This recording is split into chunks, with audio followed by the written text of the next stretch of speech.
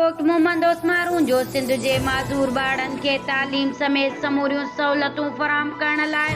Sindh high court जे हुकुम ते assistant advocate general high court Sindh Pir Syed Hussain Shah Jilani secretary special education Akhtar Hussain Bukhti committee जा मेंबर जामनदास राठी मोहम्मद अमीन मेमण फरमान अली कांवरी ऐं महबूब अली थईं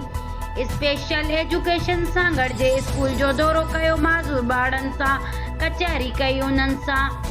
मसला मालूम कया उन मौक़े ते assistant advocate general high court Sindh Syed Hussain Shah Jilani secretary special education Akhtar Hussain Bukhti media सां ॻाल्हाईंदे चयो त जेको असांजो जेको टीम आहे उहा ऑनरेबल हाई कोर्ट जे अहकामात ते निकिती आहे ऐं जंहिंमें असां सां सेक्रेटरी डेप्ट अख्तर हुसैन बुख्ती साहब जी बि मौजूदु आहिनि ऐं असां सां गॾु ॿिया बि टीम जा मेंबर्स मौजूदु आहिनि ऐं असांखे अहकामात मिलिया आहिनि त जेके 66 सेंटर्स आहिनि department of empowerment persons with disabilities उन्हनि जी विज़िट करणु ऐं उन्हनि खे फैसिलिटेट करणु ऐं ॾिसण त उते को बि मसइलो मसाइल हुजे त उते असांखे रिपोर्ट ऑनरेबल हाई कोर्ट जे साम्हूं पेश करणी आहे किथे इशूज़ आहिनि एम्प्लॉयमेंट जा किथे इशूज़ आहिनि पंहिंजो टीचिंग जे टीचर्स जे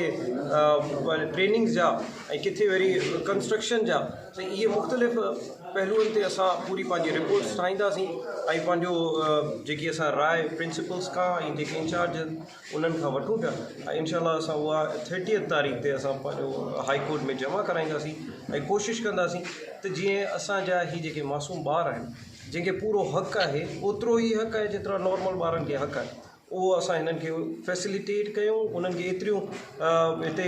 शयूं प्रोवाइड करे ॾियूं त जीअं उहो अहिड़ो एनवायरमेंट पैदा कयूं त जीअं उहो वधि खां वधि हिते अचनि इंजॉय कनि ऐं पढ़ी सिंध जो नालो रोशन